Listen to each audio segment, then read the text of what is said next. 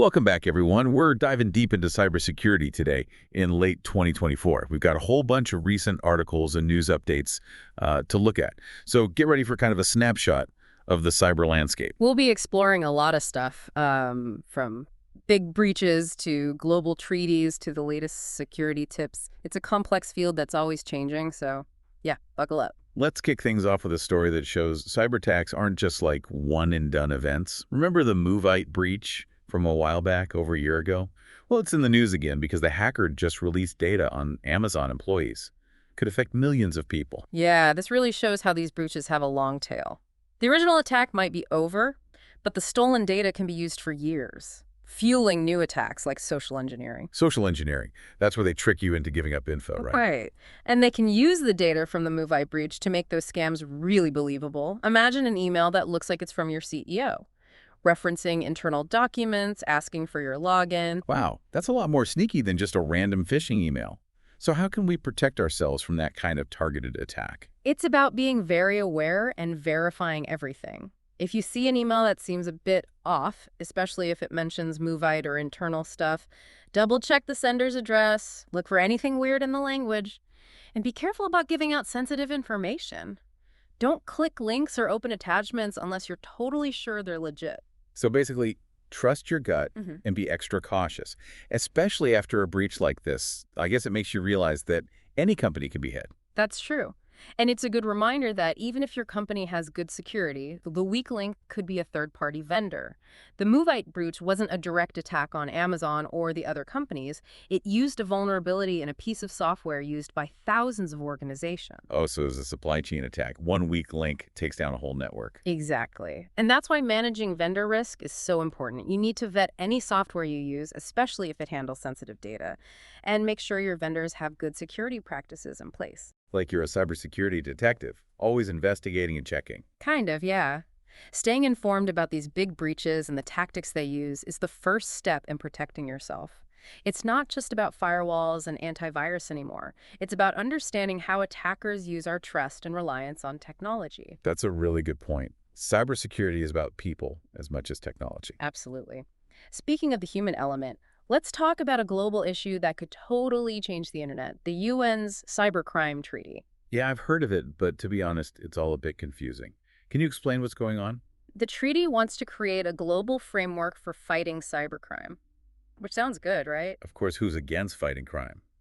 But I know there's been pushback, Yeah. especially from tech companies and human rights groups. The worry is that the treaty's wording is too broad and could be used by governments to increase surveillance and crack down on dissent under the guise of fighting cybercrime. So, like giving governments total control over what we do online. It's not that simple, but there's definitely potential for abuse.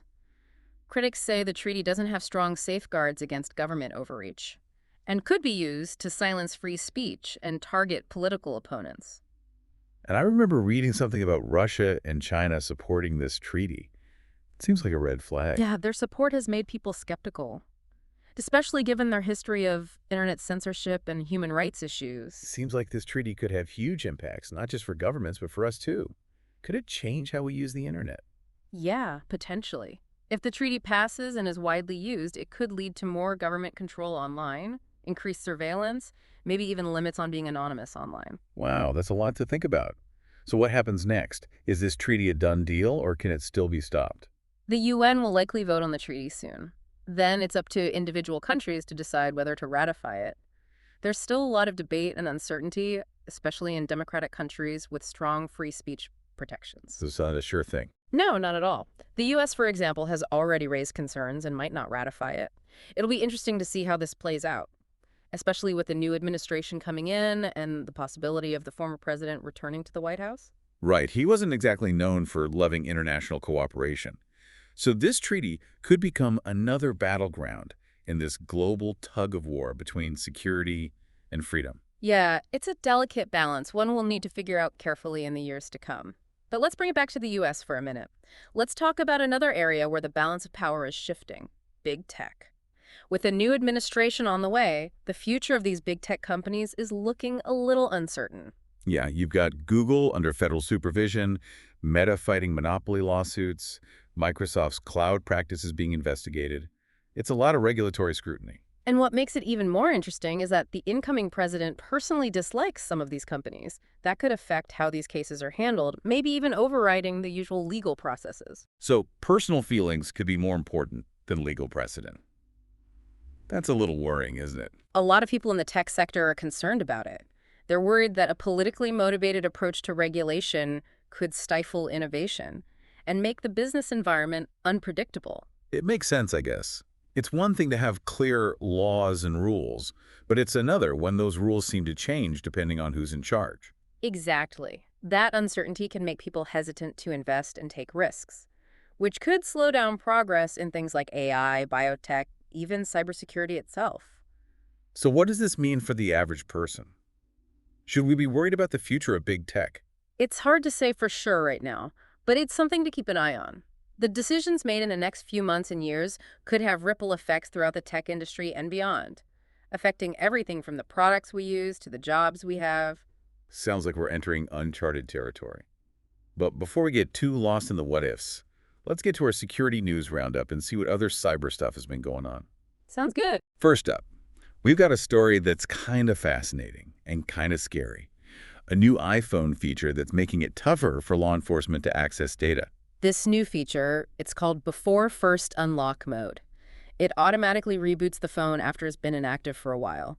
Basically wipes the device's memory, making it way harder to get information without the user's passcode. Like a self-destruct button for your data. In a way, yeah. It's a big step toward giving users more privacy and control over their data. But it also raises concerns for law enforcement who need to access devices during investigations. Another example of that push and pull between security and privacy. Where do you even draw the line? That's the million-dollar question, and there's no easy answer. But these are the kinds of conversations we need to have, as technology keeps changing and blurring the lines between our digital and physical lives. All right, next up. We've got a story that's straight out of a spy movie. A former Air National Guardsman was just sentenced to 15 years for leaking classified info. Yeah, this case shows how serious leaking sensitive data is, even if it's not done maliciously. The government is cracking down on leaks, sending a clear message that unauthorized disclosures, no matter the reason, will have serious consequences. 15 years is a long time. Seems like they're not messing around. Right. And it's not just government employees anymore. We're seeing a bigger push to hold people accountable for data breaches and unauthorized disclosures, whether it's through negligence, carelessness, or on purpose. The stakes are getting higher for everyone who handles sensitive information. So it's not just about protecting data from outsiders. It's about internal risks, too, and making sure everyone in a company understands their responsibilities. Exactly. Data security is a team effort. Everyone needs to be on board. Okay, moving on to a company we've talked about before, NSO Group, the maker of that Pegasus spyware. Right. They've been in hot water for years because of their role in helping governments and others spy on journalists, activists, even political rivals. But now they're facing a different legal challenge, a lawsuit in Spain that's going after the company's founders personally. No, not just the company, but the people behind the technology are being held accountable. That's right. It's a new legal strategy. It could have big implications for how we think about corporate responsibility in tech. If it works, it could set a precedent for holding individuals responsible for the ethical implications of the things they create. So it's like saying you can't hide behind the company. You're personally responsible for what happens. Exactly. It's a bold move, and it'll be interesting to watch. It could make tech leaders think twice about the potential ethical and legal consequences of their work. Our last news bite takes us to Europe, where Google's experimenting with removing news results from its search engine entirely. Yeah, this is because of new laws that require them to pay news outlets for using their content. Instead of paying, Google's testing the waters by just getting rid of news results altogether. Wow, that's a bold move. But what did it mean for people in Europe who rely on Google for news? It could hurt the free flow of information. People might start going to less reliable sources or social media for their news, which could lead to more misinformation and propaganda spreading. Kind of an unintended consequence of trying to support the news industry, right? Yeah, it's a complicated issue with no easy answers. But it shows how hard it is to regulate the internet and the unintended consequences that can happen even from policies that have good intentions. It seems like every step forward in technology brings a whole new set of ethical and legal dilemmas. It's the paradox of progress, I guess, but that's what makes this field so interesting. We're always facing new challenges and trying to find solutions that balance innovation with responsibility. Keeping your systems safe is super important as businesses rely more and more on digital systems, and that's where turnkey cybersecurity can really help. Yeah, we're here to help small businesses just like yours make sure they're safe and sound in this crazy world of cybersecurity. And we offer a whole suite of services specifically tailored for you. So that's ensuring CMMC compliance and doing penetration testing. We also run vulnerability scans, and we can help you develop a comprehensive risk assessment. And it doesn't stop there, right? No, it doesn't. We handle incident response, should the unfortunate happen, and we guide you through migrations like GCC. We just want to make sure your transitions are smooth and that you're secure. It's all about peace of mind, right? You focus on what you do best, running your business, and we'll make sure that your digital world is safe and sound. Let's talk about what we can do to protect ourselves. We've got some practical cybersecurity tips that can help you stay safe online. Let's do it. First up, big news for anyone in the defense industry. CMMC certification. CMMC, or Cybersecurity Maturity Model Certification. It's the new cybersecurity standard for defense contractors. It's designed to make sure that companies handling sensitive defense information have good cybersecurity practices in place. So if you work with the Department of Defense, you need to be CMMC compliant, right? Yeah. What does that actually mean? It's not just a one-time thing. It means a thorough assessment of your cybersecurity and putting specific controls in place, depending on the level of certification you need. So like a grading system. Exactly. There are different levels, ranging from basic cyber hygiene to more advanced security controls for handling very classified information. So if I'm a small business just starting to work with the DoD, I might only need to meet the basic requirements. But as I take on more sensitive projects, the bar gets higher. Yeah, that's the idea. And it's important to remember that compliance isn't optional. It's mandatory for anyone who wants to work with the DoD, and the requirements are getting tougher. So no more POMs, as they used to call them, just straight up compliance. For level 1, yes, you have to show you're meeting all 15 required security controls and attest to that every year. And for level 2, you'll either self-attest or have a third party assess you, depending on what the government decides is needed for the contracts you're bidding on. So no wiggle room or fudging the rules. Not really. The government's serious about enforcing these standards. There are penalties for false claims or not meeting the requirements. This isn't a suggestion, it's the law. So what's the timeline for all of this? When do companies need to be compliant? The final rule for CMMC was just published and will go into effect soon, but the actual contract language won't be finalized until late next year. So there's a bit of a grace period. In a way, yes. The first year will probably focus on self-assessments, giving companies time to get their systems in order. But even with self-assessments, you're still certifying that you meet the requirements, so it's not something to take lightly. So the clock is ticking. Any advice for companies who are feeling a bit overwhelmed by all this? Don't panic, but don't wait either. Start planning now. Learn about the CMMC requirements, figure out where your cybersecurity stands, and start making a plan. There are resources to help, including consultants who specialize in CMMC compliance. It's a reminder that cybersecurity isn't just an IT thing. It's a business thing, and it needs to be approached strategically. I agree. Let's move on from CMMC. There's a scam going around that plays on people's fear of legal trouble. Oh, I think I've heard of this one. Is it the copyright infringement email? That's the one. It's a classic, but it still catches people. How does it work? You get an email saying you've violated someone's copyright, and you're going to be sued. They usually tell you to take down the infringing content right away and helpfully provide an attachment with all the details. And that attachment's the real danger. Right. It's usually loaded with malware. Opening it can infect your computer, give the hackers access to your sensitive information, or even lock you out of your files until you pay a ransom. So it's a double whammy. They scare you with legal threats and then hit you with malware. How do you avoid falling for this? Be skeptical. Don't click links or open attachments from people you don't know, especially if the email threatens legal action. And if you're not sure, contact the person or company claiming copyright infringement directly to check. Verify before you panic. Good advice. Speaking of things that can make you panic, let's talk about car hacking. Wait, car hacking? Like our actual cars? Yeah, even cars without all the fancy self-driving stuff can be vulnerable. We're seeing more attacks targeting car radios, or infotainment centers as they're called now. How can hacking a radio mess up the whole car? Those radios are often connected to important systems in the vehicle. If hackers get into the radio, they can control other functions like steering, braking, even the engine. That's terrifying. So it's not just about stealing data anymore. It's about taking control of the car itself. It is a scary thought. And it shows that we need to think about cybersecurity beyond just computers and smartphones. What can we do to protect ourselves? Should we all go back to driving old cars without any fancy electronics? Not necessarily, but you should be aware of the risks. Don't connect to random Wi-Fi networks while you're driving. Be careful about installing apps or software from third parties on your car's system. And most importantly, keep your car's software updated. Manufacturers release patches to fix vulnerabilities, just like they do for computers. So just like our computers, keeping our cars patched is important. Exactly. And speaking of patching, there's good news for Windows Server users. Microsoft just released Windows Server 2025, and it has a new feature called hot patching. Hot patching, what's that? It means you can install critical security updates without rebooting the server. No more rebooting. That's a big deal, especially for servers that have to be running all the time. It is a big deal. Rebooting a server can cause downtime and disrupt important operations. Hot patching gets rid of that hassle, so you can keep your servers secure without impacting your business. A win-win for security and productivity. But wouldn't hot patching also make it easier for hackers to take advantage of vulnerabilities? If you're not rebooting, aren't those vulnerabilities just sitting there? That's a good question. But hot patching is designed to only fix the most critical vulnerabilities, the ones that are an immediate threat.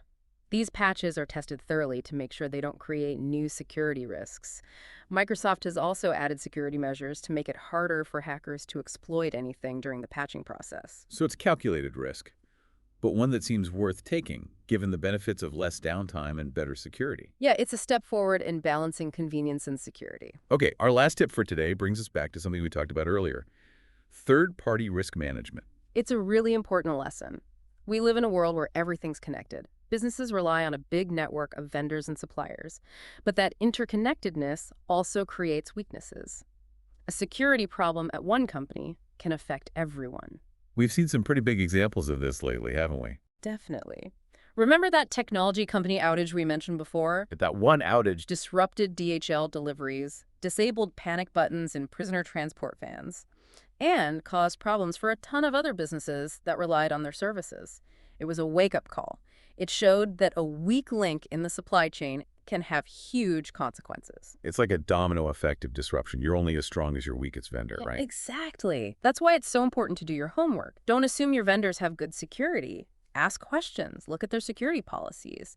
Think about what could happen to your business if they have an outage or breach. It's about being proactive, not reactive. So it's not just about protecting your own systems. It's about understanding the risks that your partners and vendors bring too. That's right. Think of it as expanding your security to include your whole ecosystem. Okay, we've covered a lot today, but we have a few more interesting news bites before we wrap up. These are just little pieces of information to get you thinking about our digital world. Let's get into it. First, a story about Google facing a huge fine in Russia. Yeah, they were fined a ridiculous amount, something like 21 billion rubles, for blocking state-controlled TV channels from YouTube. Wow, that's a big price to pay for going against the Kremlin. It shows how hard it is to operate in countries with strict internet censorship. Companies like Google are often stuck between a rock and a hard place, trying to balance making money with the demands of authoritarian governments. It reminds us that the internet, even though it's global, isn't a level playing field. Governments have different priorities and different levels of tolerance for dissent or opposing views. And those tensions are only going to increase as the internet becomes even more intertwined with our lives, economies, and political systems. Okay, next up, Iran's cyber playbook. Iran's been stepping up its cyber game, using AI, fake social media accounts, and psychological warfare. So they're not just hacking systems anymore, they're trying to manipulate people and cause trouble. Exactly. They're using the internet as a weapon to influence people's opinions, spread propaganda, and destabilize their opponents. It shows that cyber warfare isn't just about technical skills anymore. It's about understanding how people think and taking advantage of our weaknesses. And that makes it even harder to defend against. Traditional cybersecurity measures like firewalls and antivirus aren't enough. We need to better understand how information warfare works and how to counter it. Like we need to develop a digital immune system to recognize and reject harmful information, just like our bodies fight off viruses. That's a good analogy. We have to be vigilant, discerning, and constantly adapt our defenses to keep up with the changing threats. Okay, last story before we go. This one's about data brokers.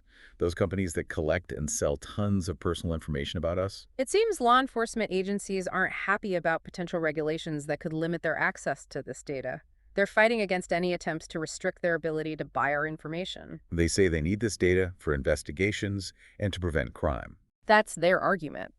But it raises serious concerns about privacy and the potential for abuse. Where do we draw the line between legitimate law enforcement needs and protecting our right to privacy? It's a tough question, and one that we, as a society, need to answer. We can't just trust blindly that our data will be used responsibly. We need to demand transparency and accountability. It's about finding that balance between security and freedom, and it's a conversation we need to have openly and honestly. Yeah, we've definitely covered a lot today. As we wrap up this dive into cybersecurity, I'm feeling a mix of fascination and uneasiness. It is a complex and constantly changing landscape, full of both promise and danger. But one thing's for sure, knowledge is power.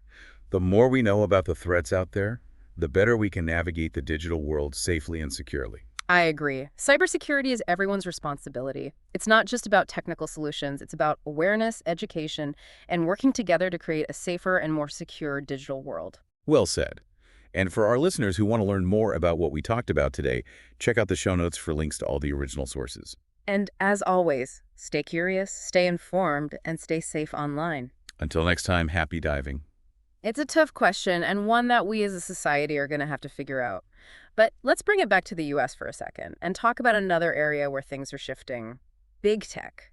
With the new administration coming in, the future for these tech giants is, well, it's a little uncertain. Yeah, for sure. You've got Google dealing with federal supervision, Meta fighting those monopoly lawsuits, Microsoft's cloud practices are under investigation. It's like a whole buffet of regulatory scrutiny. And you know what makes this situation even more interesting? The new president coming in, he doesn't seem to like certain companies very much. And that could actually influence how these cases are handled, maybe even overruling the usual legal processes. So personal feelings could be more important than the law.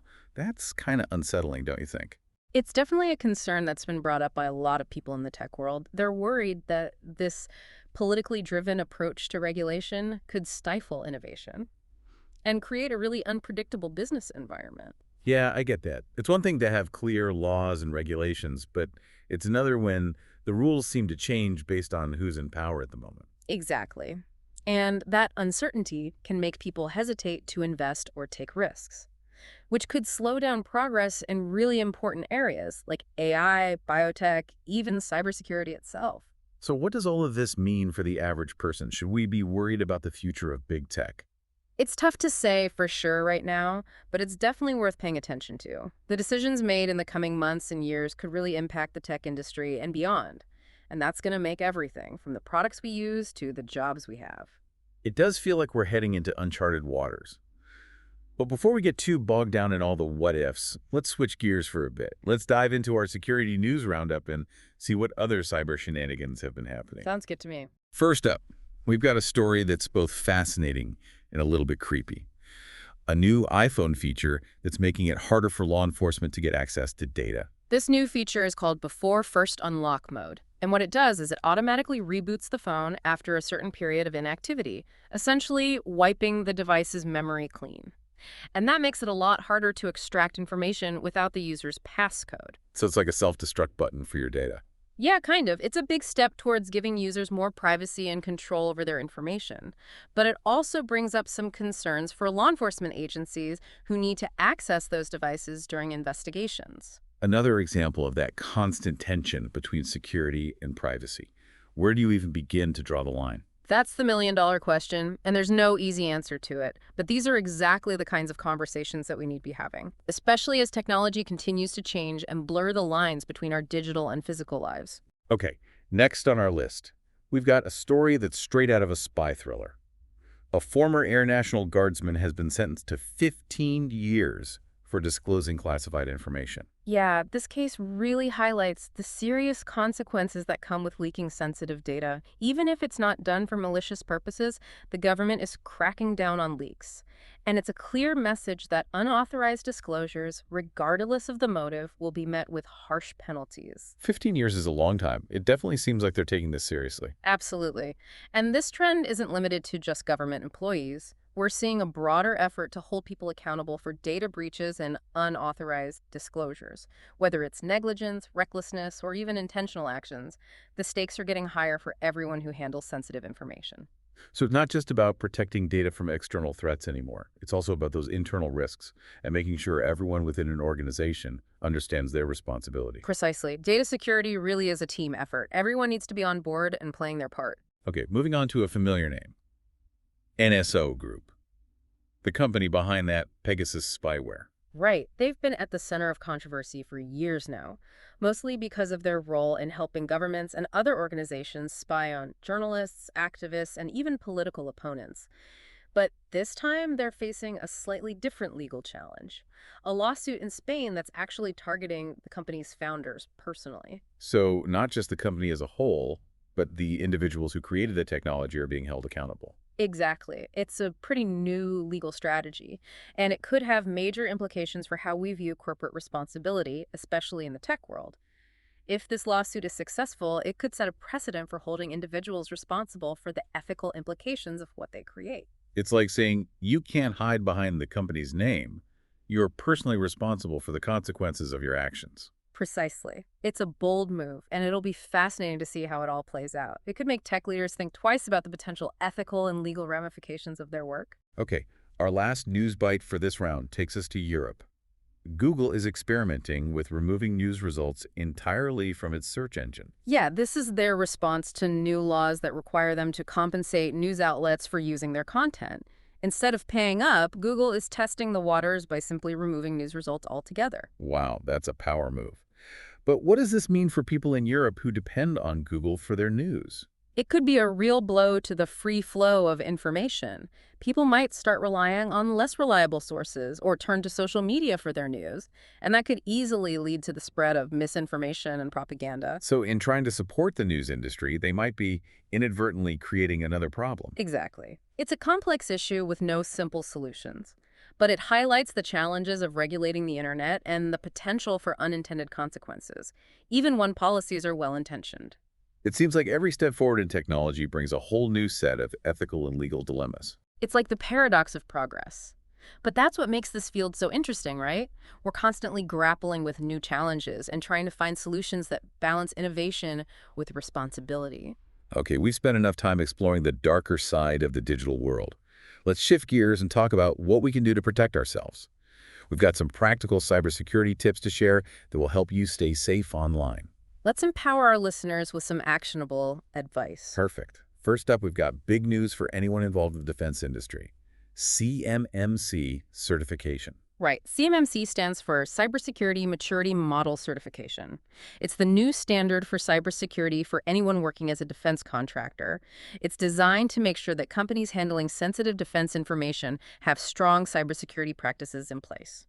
Okay, so if you're working with the Department of Defense, you need to be CMMC compliant. But what does that actually mean in practice? Well, it's not just a one-time check-the-box exercise. It requires a thorough assessment of your cybersecurity posture and then implementation of specific security controls. And the specific controls depend on the level of certification required. So it's like a graded system. Exactly. There are different levels of certification, ranging from basic cyber hygiene practices to more advanced security controls for handling highly classified information. So if I'm a small business just starting to work with the DoD, I might only need to meet the basic requirements. But as I take on more sensitive projects, the requirements become more stringent. That's the general idea. Well, And it's really important to understand that compliance is not optional. It's mandatory for anyone who wants to do business with the DoD, and the requirements are becoming more strict over time. So no more poems, as they used to be called. It's Right. all about strict compliance now. For level 1, that's right. You need to demonstrate that you are meeting all 15 required security controls and attest to this annually. And for level 2, there's either a self-attestation or a third-party assessment, depending on what the government decides is necessary for the type of contract you're going for. So there's really no room for interpretation or cutting corners? Not really. The government is serious about enforcing these standards, and there are penalties for making false claims or failing to meet those requirements.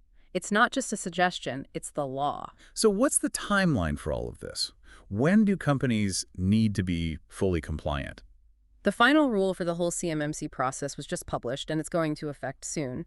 But the actual contract language won't be finalized until late next year. So there's a bit of a grace period. You could say that. This first year will likely focus on self-assessments, giving companies time to get their systems in order. But remember, even with self-assessments, you're still certifying that you meet the requirements, so it's not something to take lightly. So the clock is ticking. Do you have any advice for companies that are feeling overwhelmed by all of this? Don't panic, but don't procrastinate either. Start planning now. Get familiar with the CMMC requirements, figure out where your cybersecurity currently stands, and then start putting a plan in place. There are resources out there to help you, including consultants who specialize in CMMC compliance. It's a good reminder that cybersecurity isn't just an IT issue. It's a business issue, and it needs to be approached strategically. I completely agree. Okay, moving on from CMMC, let's talk about a scam that's been making the rounds, one that preys on people's fear of legal trouble. Ooh, this sounds familiar. Is this the copyright infringement email scam? You got it. It's a classic scam, but it's still catching people off guard. How does it work? Give us the rundown. You get an email claiming that you've infringed on someone's copyright and that you're facing a lawsuit. They often pressure you to take down the so-called infringing content immediately, and they conveniently provide an attachment with all the details. I'm guessing that attachment is where the real danger lies. Exactly. It's usually loaded with malware. If you open it, you risk infecting your computer, giving hackers access to your sensitive information. They might even lock you out of your files until you pay a ransom. So it's a double whammy. They scare you with legal threats and then hit you with malware. What's the best way to avoid falling for something like this? The key is to be skeptical. Don't click on links or open attachments from senders you don't recognize, especially if the email is threatening you with legal action. If you're ever unsure, contact the person or company claiming copyright infringement directly, just to verify. So verify before you panic. Good advice. Speaking of things that can induce panic, let's talk about a growing threat. One that goes beyond just your data. It affects your physical safety. Car hacking. Wait, car hacking, you mean like our actual cars? Yes, even cars without those fancy self-driving capabilities can be vulnerable. We're seeing a rise in attacks targeting car radios, or as they're called now, infotainment centers. But how can hacking a radio compromise the whole car? Well, these radios are often connected to critical systems within the vehicle. So if a hacker gains access to the radio, they could potentially manipulate other functions. Things like steering, braking, even engine performance. Okay, that's a little terrifying. So it's not just about data theft anymore. It's about potentially taking control of the car itself. It is a scary thought. It highlights the need to think about cybersecurity beyond just our computers and smartphones. So what can we do to protect ourselves? Should we all go back to driving those old clunkers without any electronics? It's not quite that drastic, but you should be aware of the risks. Don't connect to unknown Wi-Fi networks while you're driving. Be cautious about installing any third-party apps or software on your car's system. And most importantly, just like with your computer, keep your car's software up to date.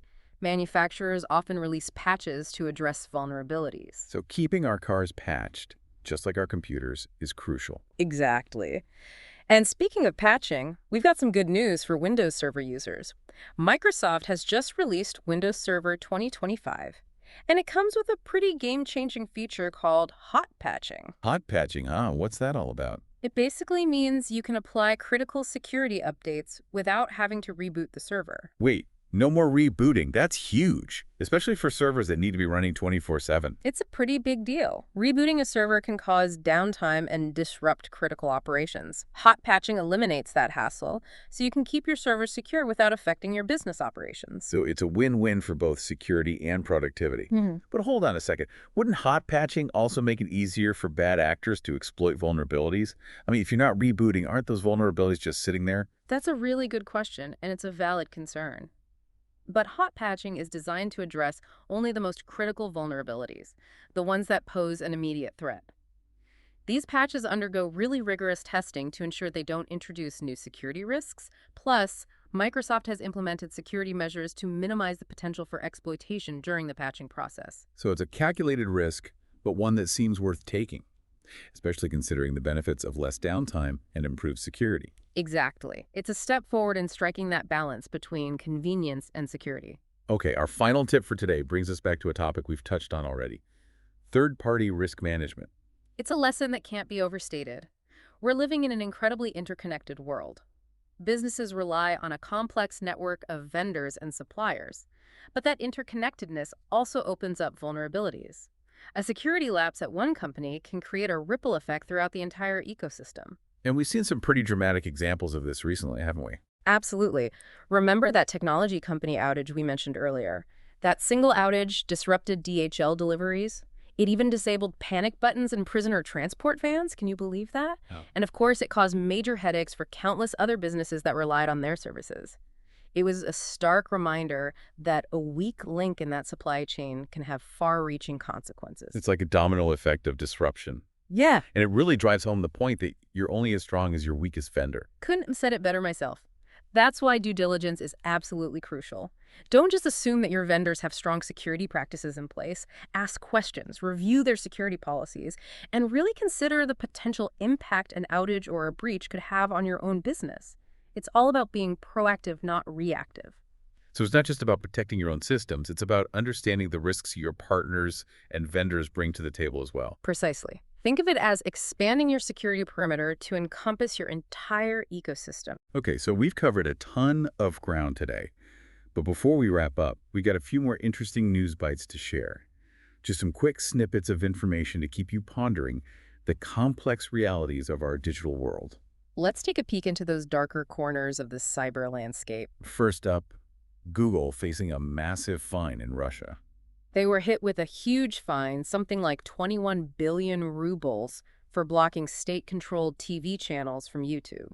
Wow, that's a hefty price to pay for defying the Kremlin. It really highlights the challenges of doing business in countries with strict internet censorship laws. Companies like Google are often caught in the middle, trying to balance their business interests with the demands of these authoritarian regimes. It's a stark reminder that despite its global reach, the internet is not a level playing field.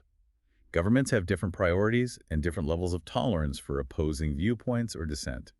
And those tensions are likely to escalate as the internet becomes even more entwined with our lives, our economies, and our political systems. Next up, we've got a story about Iran's evolving cyber strategy. Iran has definitely stepped up its cyber game. They're incorporating artificial intelligence, fake social media accounts, and psychological warfare techniques into their arsenal. So it's not just about hacking systems anymore. They're actually trying to manipulate people and create chaos. Exactly. They're using the internet as a weapon to influence public opinion, spread propaganda, and destabilize their adversaries. It shows that cyber warfare isn't just about technical expertise. It's about understanding human psychology and exploiting those vulnerabilities, which makes it even harder to defend against. Traditional cybersecurity measures like firewalls and antivirus software are just not enough. We need a more sophisticated understanding of how information warfare works and how to effectively counter it. It's almost like we need to develop a digital immune system, so to speak, one that can recognize and reject harmful information, just like our bodies fight off viruses and bacteria. That's a great analogy. We need to be vigilant, discerning, and constantly evolving our defenses to keep pace with those ever-changing threats. Okay, one last story before we move on. This one involved those data brokers we talked about earlier. The companies that collect and sell huge amounts of personal information about all of us. Right, and it seems that law enforcement agencies are not happy about potential regulations that could restrict their access to this data. They're pushing back against any attempts to limit their ability to buy our information. Their argument is that they need access to this data for investigations and crime prevention. That's their argument. But it raises serious concerns about privacy and the potential for abuse. Where do we draw the line between legitimate law enforcement needs and the erosion of our fundamental right to privacy? It's a tough question, and it's one that we as a society need to answer. We can't just blindly trust that our data will be used responsibly. We need to demand transparency and accountability. It's about finding that balance between security and freedom, and that's a conversation we need to have openly and honestly. We were just talking about that balance between security and freedom and how that plays out in the digital world. And honestly, it feels like those lines are getting more and more blurred, especially when you think about the role of these data brokers. These companies collect and sell huge amounts of personal information about us, often without us even knowing or consenting. Yeah, it's a pretty shadowy industry, not a lot of transparency or accountability. They gather our data from everywhere, our browsing habits, what we buy, even our physical location. Then they package it all up and sell it to the highest bidder. Could be marketers, advertisers, or even government agencies. It's a bit creepy, to be honest, to think that everything we do is being tracked and analyzed, and then this information is just bought and sold like it's nothing. It feels like such an invasion of privacy. I get that.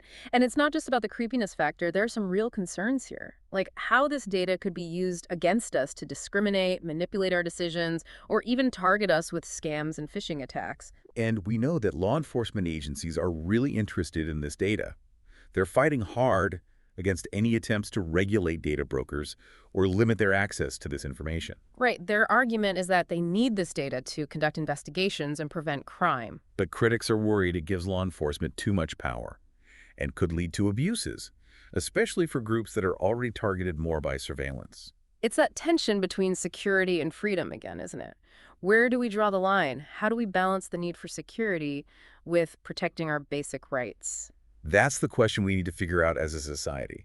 We can't just let our privacy disappear in the name of security. We need to demand transparency, accountability, and strong laws to protect our personal data. Exactly. It's about being informed and involved, making sure our voices are heard in this debate. We need to shape the future of the internet, make sure it serves us, not the other way around. Well said. And that brings us to the end of our deep dive into the world of cybersecurity. It's been quite a journey, exploring all the latest threats, trends, and challenges, but hopefully you've learned a thing or two about this ever-changing world. Definitely a lot to think about. Absolutely. It's been eye-opening, to say the least. And as always, we encourage you to keep learning about this stuff, stay informed, and be proactive about your own cybersecurity. Remember, knowledge is power. The more you know, the better prepared you'll be to navigate the digital world safely.